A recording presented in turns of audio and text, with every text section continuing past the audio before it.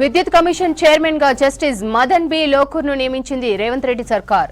నరసింహారెడ్డి స్థానంలో లోకూర్ను నియమించింది. కేసీఆర్ హయాంలో జరిగిన విద్యుత్ కొనుగోళ్ల అవకతవకలపై కమిషన్ విచారణ చేయనుంది. గత కమిషన్ చైర్మన్ నరసింహారెడ్డిని తప్పించాలంటే ఇటీవల సుప్రీంకోర్టు తీర్పు చెప్పడంతో కొత్త చైర్మన్ ను నియమించింది. విద్యుత్ కమిషన్ చైర్మన్ గా జస్టిస్ మదన్ బి లోకూర్ను నియమించింది రేవంత్ రెడ్డి సర్కార్. నరసింహారెడ్డి స్థానంలో లోకూర్ను నియమించింది. కేసీఆర్ హయాంలో జరిగిన విద్యుత్ కొనుగోళ్ల అవకతవకలపై కమిషన్ విచారణ చేయనుంది.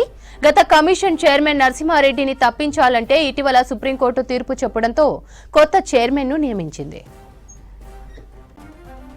మరిన్ని డీటెయిల్స్ సత్యం లైవ్ లో అందిస్తారు. సత్యం, విద్యుత్ విచారణ కమిషన్ కొత్త చైర్మన్ నియామకానికి సంబంధించిన డీటెయిల్స్ ఏంటి? విద్యుత్ విచారణ కొత్త చైర్మన్ రాష్ట్ర ప్రభుత్వం నియమించింది.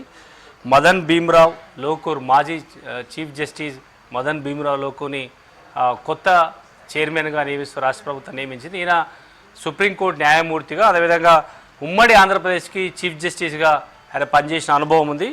అదేవిధంగా ఢిల్లీ హైకోర్టులో న్యాయమూర్తిగా పనిచేశారు.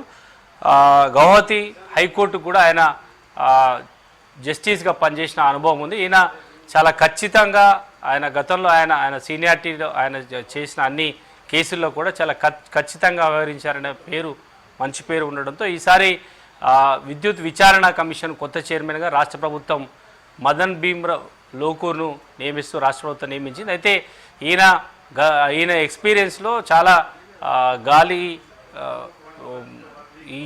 ఆయన తీసుకున్న ఆయన అనుభవం ప్రకారం చూస్తే చాలా కేసులలో ఖచ్చితంగా నిర్ణయాలు తీసుకుంటారనే ఒక అనుభవం ఉన్నట్టుగా ఇప్పటివరకు ఇస్తున్న సమాచారం అని, లేదంటే రాష్ట్ర ప్రభుత్వం ఇంకా అధికారికంగా ప్రకటించలేదు. అయితే మదన్ భీమ్రావ్ లోకూర్ని ఆయనను విద్యుత్ విచారణ కమిషన్ కొత్త చైర్మన్గా నియమిస్తున్నట్టుగా ప్రస్తుతానికి రాష్ట్ర ప్రభుత్వం దాదాపు నిర్ణయం తీసుకున్నట్టు తెలుస్తుంది. సుప్రీంకోర్టు ఈ విచారణ కమిషన్ మార్చాలంటూ బీఆర్ఎస్ అధినేత కేసీఆర్ సుప్రీంకోర్టుకి వెళ్ళారు.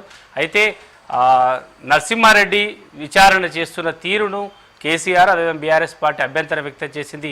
పూర్తిగా విచారణ కమిటీనే రద్దు చేయాలి అనే అంశాన్ని ఆయన సుప్రీంకోర్టుకి వెళ్ళారు. సుప్రీంకోర్టు కేవలం విచారణ విషయంలో అభ్యంతరం తెలియలేదు కాబట్టి విచారణ కమిషన్ చైర్మన్ నరసింహారెడ్డి మీడియాతో విచారణ జరుగుతున్న తీరు అంశాన్ని బయటకు చెప్పినట్టుగా సుప్రీంకోర్టు గుర్తించింది. దాంతో విచారణ కమిటీ చైర్మన్ను మార్చాలంటూ సుప్రీంకోర్టు ఆదేశాలు జారీ చేయడంతో రాష్ట్ర ప్రభుత్వం కొత్త చైర్మన్ నియమించింది. అయితే నరసింహారెడ్డి విషయంలో తాను ఎక్కడ విచారణ జరుగుతున్న తీరు సంబంధించిన అంశాన్ని ఎక్కడ ప్రస్తావించలేదు. విచారణ ఏ విధంగా జరుగుతుంది, ఎలా జరగాలన్న అంశాలపై మాత్రమే మీడియాకు తెలియజేశానంటూ నరసింహారెడ్డి చెప్పారు. కానీ రాష్ట్ర ప్రభుత్వం కొత్త చైర్మన్ నియమిస్తుంది. అందులో భాగంగానే సుప్రీంకోర్టు న్యాయమూర్తిగా పనిచేసిన మదన్ భీమ్రావ్ లోకూర్ని కొత్త చైర్మన్గా నియమిస్తుంది అని చెప్పొచ్చు శ్రావంతి.